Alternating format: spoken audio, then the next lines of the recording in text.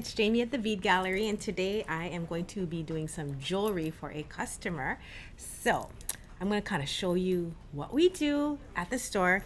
We are a bead store that's been around for 24 years, and we have so many tricks, tips up our sleeve that we can show you how to do stuff with. What else can I tell you? We also do custom jewelry for our customers. We do repairs, all kinds. So I'm going to take a peeky at the page. So while I am designing, if there's any kinds of comments that you want to make, we can do that together. Alrighty, let's see. I'm going to walk over, bring my mic, and show you what we are up to.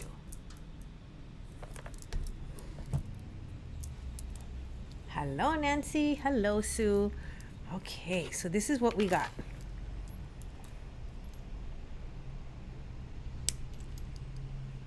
Today we have some moonstone. This is a custom job for a boy who is going to send this to his girlfriend. And it's done in rose gold. We're going to use some moonstone. Hi, Becky. Some citrine, some champagne quartz. Let me know if you guys can see all this. I tried to figure out the best color to set it on so you could all see what's happening today. But these colors are so light, so I'll let you, if you let me know like what, some feedback on like how you can see what's going on or not, I will adjust. We don't do these too often where we show how we design and execute, so this is one of our first times. So any kind of feedback would be super helpful. And then I'm going to tell you how to do the layout, the technique, and all of those things. So I'm going to wait to see. Oh, my friend Nancy's here. So Nancy, if you wouldn't mind texting me and letting me know what you think about the lighting, if it's too bright, if you can see what's going on, if you can see my beads, my ruler. Alrighty, so whenever I'm designing the things, this one was a custom order, so we specifically picked these stones for him. But what I can do is use this as an opportunity to tell you how to prepare. So the first thing is you want to make sure that all your stones fit your wire. So I have a 26 gauge wire, and I am going to test all the beads.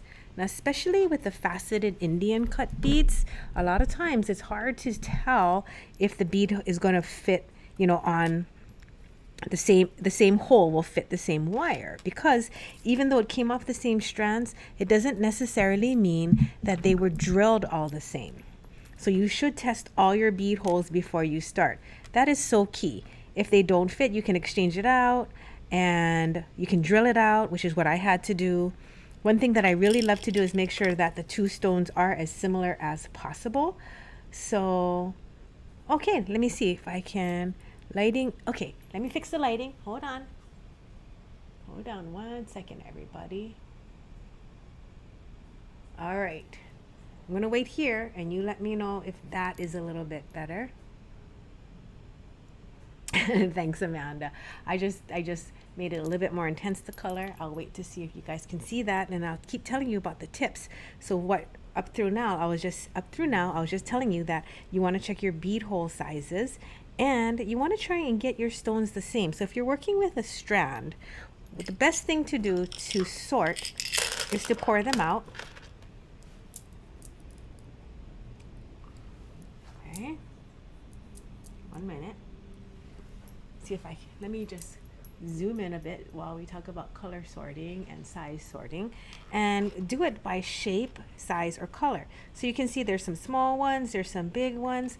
So whenever you're doing something that has a center and you want it to be symmetrical, definitely take the time to sort out your stones. That way, you know, it'll look the same on both sides, because as you can see, there's a really huge difference in size in some of these, right?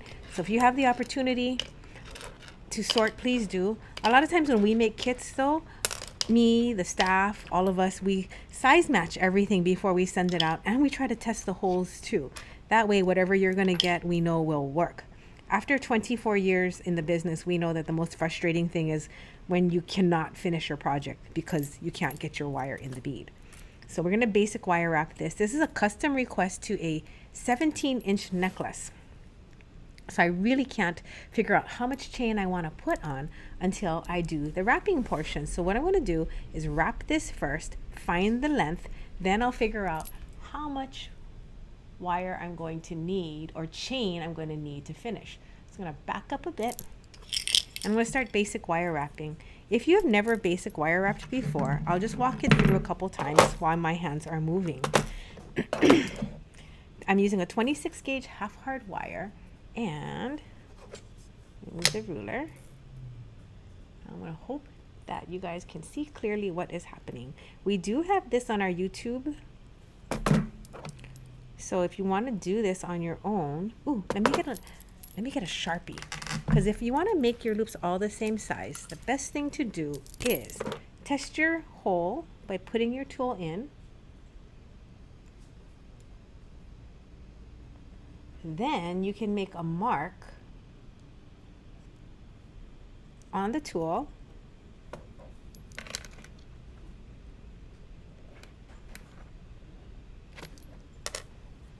And it's kind of nice if you do it already around the whole jaw. Okay, so no matter how you use it, you have a Sharpie mark, and now all your loops are going to be the same size. That truly helps. So I'm going to start, and you can wipe it off with some alcohol swabs, but it usually just comes off just from wrapping.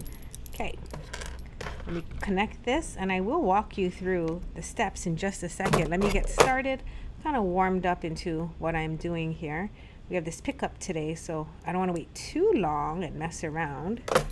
I was working on getting some videos uploaded to YouTube right before this.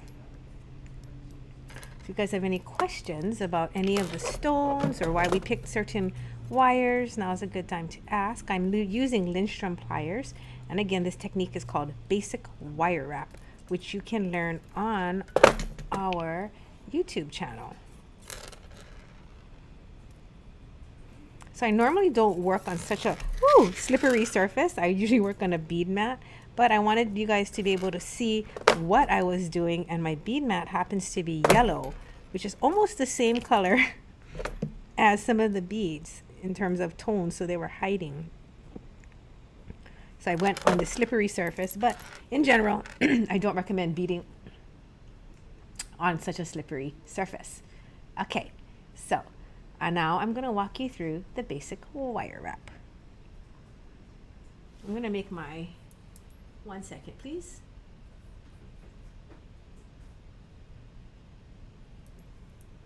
I am making my screen brighter so I can see what's happening, so that you can see. So I'm going to start with my chain nose plier, and I'm going to make a 90-degree angle. Take my round nose plier, I'm going to pinch on the black mark and come up, over, and around. I'm going to switch to the bottom jaw, push forward to 45 degrees, turn to 90 so it looks like a stop sign, you know, with a little circle on the top and a stick at the bottom. Open the door and attach. So when you're attaching, this is how you're going to keep all of your links joined. Okay? When you clip this extra wire off, you always want to cover it with your finger so nothing flies into your eye, or more importantly, into anybody's eyes that are standing around you, at home especially. You put on your bead, and we're going to make the loop on the other side. Again, this is not a tutorial. You can watch our basic wire wrap tutorial. We have thousands of people we've taught, tens of thousands of people we've taught in person, and now on YouTube. So each of these I'm going to wrap shut. Oh, but here's a tip. What if you didn't have a lot of chain, right? What if you had very little chain and very little beads, but you needed to make 17 inches?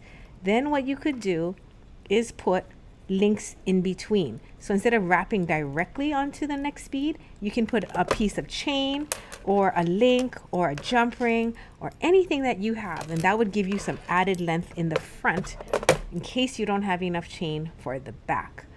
Now the tools that I'm using, this is my favorite. This is a Lindstrom round nose plier. And the Lindstrom tools are probably the most premium tool you could imagine. I love them. And this cutter, this is a reconditioned cutter, so it has a yellow handle now. It used to be white. Can I just tell you that those are the best cutters ever? If you ever need a good cutter that you just want it to cut and not have to worry about tucking in any ends, that is the cutter for you. Hi Marika, how are you? What are you up to today? So I am making this quickly because we have a customer coming to get this for his girlfriend. Lucky lady. We have a moonstone in the center, rose quartz for love, moonstone for, like, you know, inner peace, calming, reflection. And then, oh, we put some champagne quartz cubes. Aren't those so pretty? So we're gonna put that on each side. He chose rose gold wire and rose gold chain, which I think is such a nice addition in terms of the pinkness. Oh, Marika, you're making jewelry too? Awesome. After this, I'm gonna work on social media posts, get some, hopefully my YouTube video has uploaded. We have one for the pineapple pendant that I want to get out today. Just fighting a little bit with technology as usual. If you guys have any questions about the technique or any design questions, I would love to give you some feedback. What's nice about working with 7 beads is I was thinking about making 7 bead kits, because if you have 7 beads and you don't want to make this as a front of a necklace, which is what it's going to be, you could turn this into a bracelet. You could turn it into an earrings with a focal bead pendant. I mean, Amanda, what do you think? I was thinking about making 7 bead kits. Also, if you guys wouldn't mind giving me some feedback on if my how the blurriness is, or if it's having a hard time staying focused. I would love to know that. Okay. Because one of my goals as the producer for all of our YouTube videos is to have everything stay in focus. And sometimes, you know, we move our hands so fast that there's not enough time for the lens to refocus. But in tutorials, we do go slower. Again, today is more just of having you join in with me while I make this for a customer who is going to pick this up. Now, I've been basic wire wrapping for about 26 years, so I love it. Okay, now did you notice I stopped here? Why? Because I think I have to add the chain. Ooh, I almost forgot that. So I'm going to add the chain here. You have some options the way the chain is cut. There's this one little ring here, which I think would be super cute as a pivot. Ah, look at that. Look at that. So I'm going to wrap that in there. So the chain is in, and I'm going to wrap this shut. Nancy, could you give me some feedback after and let me know how it looks with the focusing? I'm trying something different today. I have a little bit more lights, and I dropped the aperture on, I raised the aperture on the camera, so we'll see if it is a little bit happier. Boop, oops. Here we go. So here's the beginning of the necklace. I'm going to add this and the chain on the other side, and we are almost good to go. One thing that's nice about using a chain that has semi-large holes, and when I say large, I mean you can fit a 20 gauge wire in there, is you can use a jump ring to add the chain on. And that is so handy, right? Okay, so again, we have this tutorial on YouTube. The camera's focusing well, right on. I think I was thinking about it for at least a couple of weeks now on different ways to make it stay more in focus. It's kind of interesting, the things that we think about, yeah? All right, now we want a 17-inch necklace. Let me show you guys how to mentally do that math. 17 inches, right? So from the end of the wire wrap to the end of the other wire wrap is 4 inches. So now we have 13 inches of chain. Oh, here, Marika, I'm going to go on yellow, and this is the other option, and tell me if you like this better, okay? So we have 14 inches no, 13 inches. So 17 inches. And now we are going to go to, this is actually easier for me because it doesn't slide around. Now we're going to take out 4 inches. So 17 inches total. I'm going to help you figure this out. 17 inches. And then we minus 4 inches, which is the wire wrap. Now let's see how long the ring and the clasp are.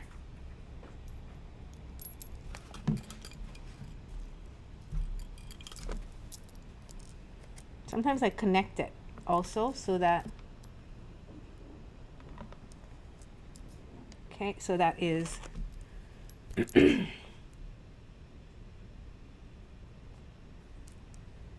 half an inch for the clasp and ring. Okay, and then we're going to be connecting these with jump rings, and so the jump rings are going to add. So yes, there's a really good way to figure out how much chain you'll need to make up the 17. That's actually like 3/4 of an inch. Clasp, ring, and jump ring. Okay. Okay, so 17 minus 4 minus 1. Let's just say average, so 5. So we need 12 inches of chain on the average. I would say 12¼ inches of chain. Okay? But we also need to cut this chain in half. So when you cut your 12¼ inch, you're going to cut it to 6 1/8. So we're cut each piece to 6 1/8.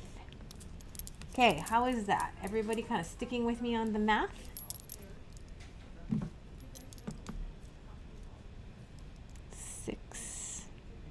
Okay, so I can't really go to 1/8 with this particular chain because the links are long. So we'll see how this works. Maybe he won't mind that it is 1/8 too longer than 17 inches. I know I wouldn't mind. I'd just be like, okay, that's cool. We'll put the next piece of chain. One easy way of measuring chain, if you want them both the same length, is to take your wire and cut it while you're holding it with your wire. Okay, so I'll show you. So go ahead and poke it in the chain and then poke it in the other chain. And then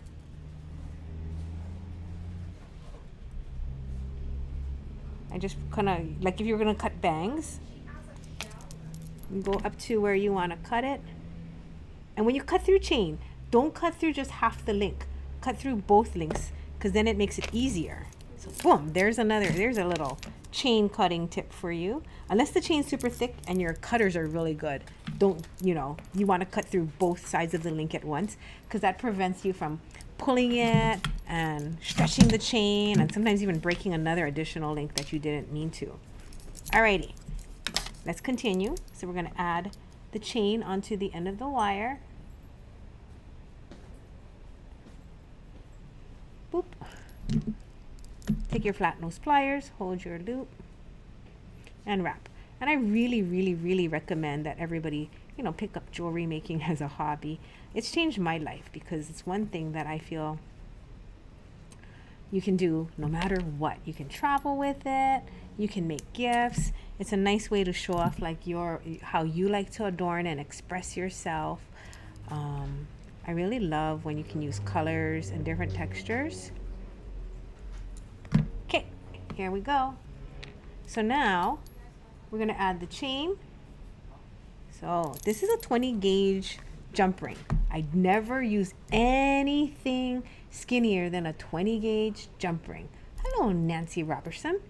I always use a minimum of 20 gauge because 24 gauge and 22 gauge jump rings are weak, meaning you can just snag it on something or pull it hard and those suckers will open up, okay?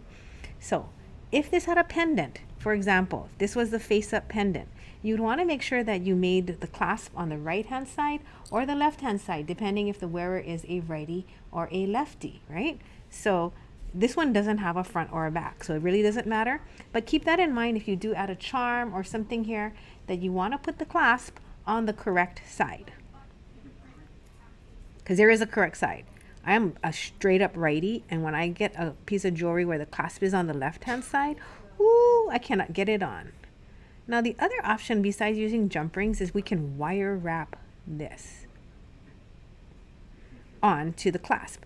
But since this is a gift and he's mailing it, one of the benefits of using a really strong jump ring is that when she gets it, let's just say she's like, oh, I wish it was a little longer or a little shorter. She should be able to find someone who has tools who can just move the jump ring for her to accommodate that and make it longer or shorter. Know what I mean? All right, jelly beans.